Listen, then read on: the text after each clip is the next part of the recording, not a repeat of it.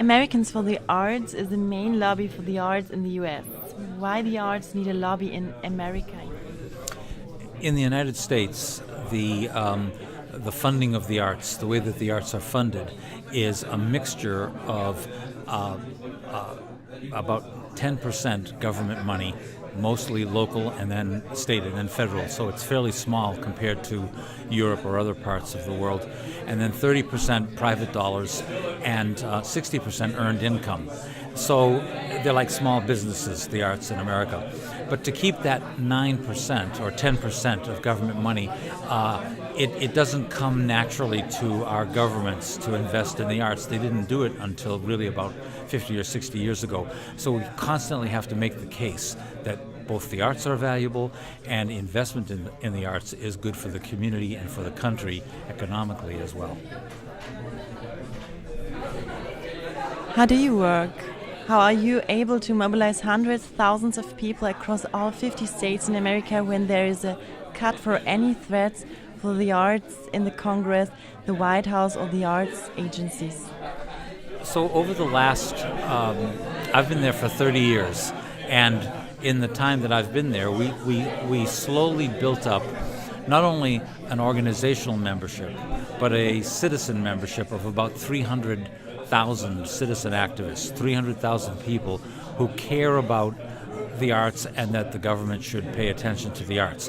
And we have them set up electronically with an email network so that when an issue comes up, let's say a national issue that needs a vote, I can email the 300,000 citizens and give them the opportunity to send a note that's been pre-written, and they can customize it, or they can just send it the way it is, and therefore they can have immediate action. It doesn't take any time, and that allows us to weigh in on issues with 10,000 or 20,000 people saying that they want a vote in a certain way for the arts. So it took us a long time to get there, but it's through technology that we're able to mobilize those kinds of numbers and make a difference.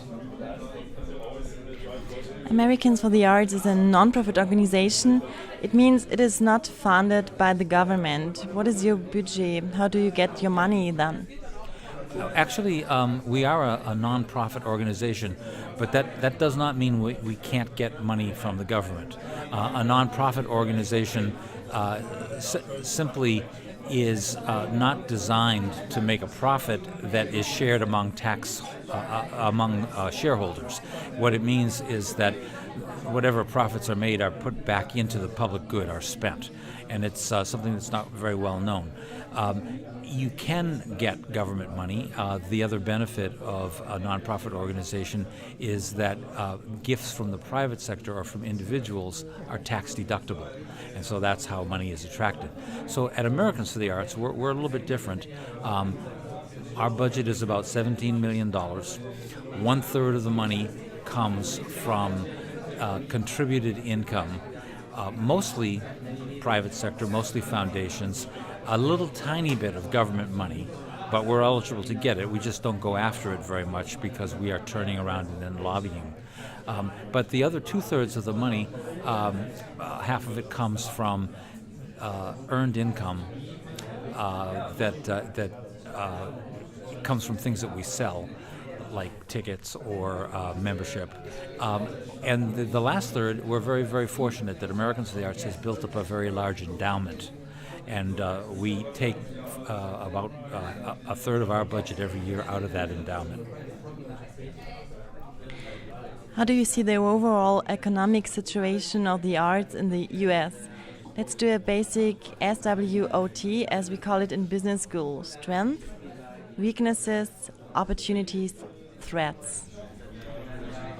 So the strength of the arts in America is that they are growing. The number of arts organizations is about 100,000 nonprofit arts organizations today. There were only about 7,000 back 50 years ago when our own National Endowment for the Arts, our federal funding mechanism, was put into place. So the growth is a strength. the ability to be independent is a strength because there is no major source of funding for the arts. A little bit comes from government, a little bit comes from the private sector, a lot comes from what people sell, earned income. There is also the strength that it's a very, very diverse country, and and it's growing more and more diverse in population, and so there's a big infusion of new ideas and new thinking and new energy into the arts. So those are all strengths. Weakness is that the money is very thin for those 100,000 nonprofit organizations. Most of them have budgets that they barely make. The big ones do okay, but many of them are struggling, and so that's always there. The threats are similar to the weaknesses. The dollars that are needed and the razor-thin edge of the budgets means that we'll see a lot of organizations go out of business. New ones come into play every year. There are always growth as people leave art school or management programs. They're starting up new organizations. But others do go out of business because the money is not there. So that's a threat that we see right now, and that's why we lobby so hard to see if there can be more dollars coming in. But the opportunity, the final piece for the arts in America, is that we have the growing interest of a population with many, many newcomers, many, many diverse voices there.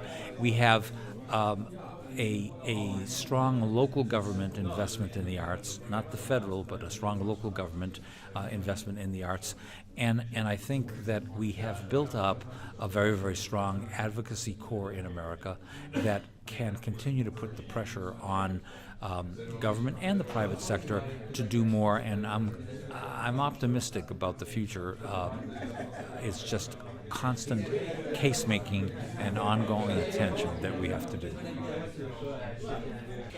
Let's go now on the different fields covered by Americans for the Arts. What is the situation of performing arts and especially symphonies and operas in the US? Some of them have been shut down or are in trouble. What is the situation?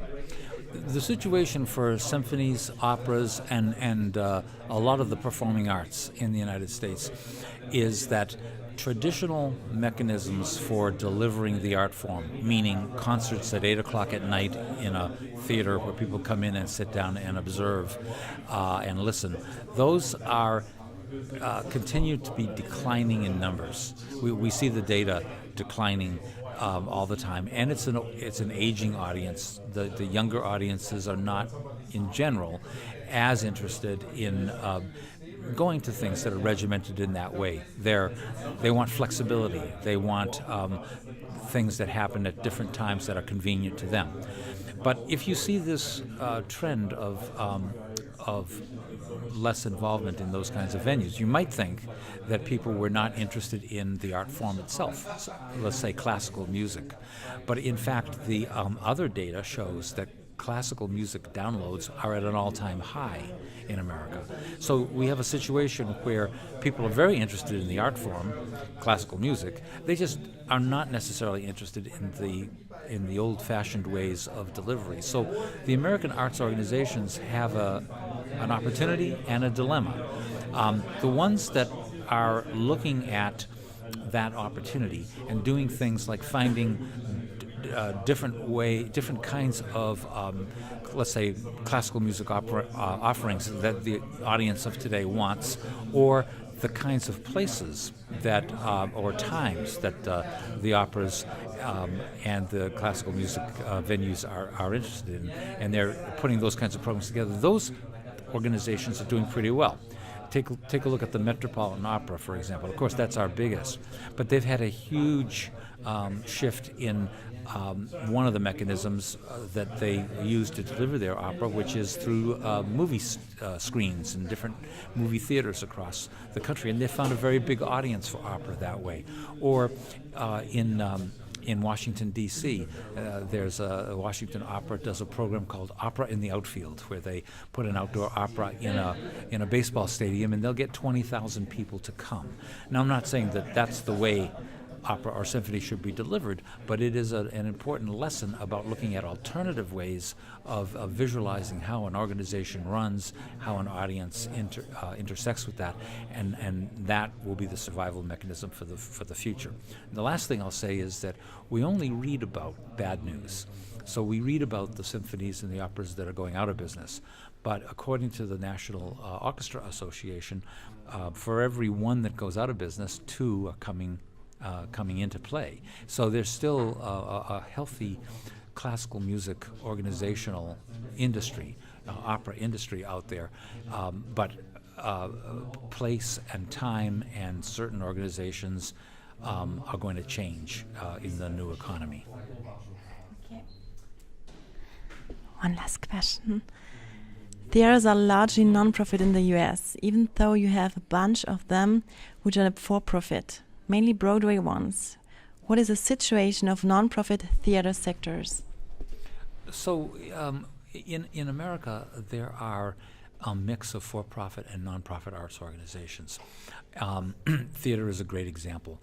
The Broadway theater scene is very concentrated, New York City, and a few other for-profit houses across the country, and that is one kind of mechanism entirely dependent upon ticket sales. It's doing well, but not every play does well. Some come and go in a night. The nonprofit scene is completely regional. It's all across the country, and regional theater is an example. We have great regional theaters, very professional, equity actors, but they survive because they are a mix of dollars, ticket sales, but also contributions from government or the private sector, and we've had a difficult last 5 years with a slow economy. And we're seeing the nation come out of that bad economy right now. And as it comes out of the negative economy, it means more people have money to spend, so earned income goes up. It means that taxes are on the increase again, so that means government money is on its way up, and profits are bigger for the businesses out there. So we see private sector giving upticking a little bit. We have a long way to go because there's a lot of need, and the economy is still not robust enough to say that it's a booming economy. But I see these trends as positive for the nonprofit theaters across the country and all the nonprofit arts organizations. They're still in a competitive environment today, very competitive, because there's so many other things to choose from in the arts themselves. So we have a thriving jazz scene, a folk music scene, a craft scene, a lot of people interested in doing things themselves, personal art making or engaging electronically. All of these things compete for institutions that require people to come to them. So as I said before, the smart institutions are finding ways to mix up all of the different target marketing approaches, things that they do in their institutions, things that are out, things that are electronic. But at least for now, things are looking better economically, and that will be good for the nonprofit theater as well as the other arts organizations. Okay, thank you, Joy here in Zurich, and thank you for the interview. Thank you very much. It's great.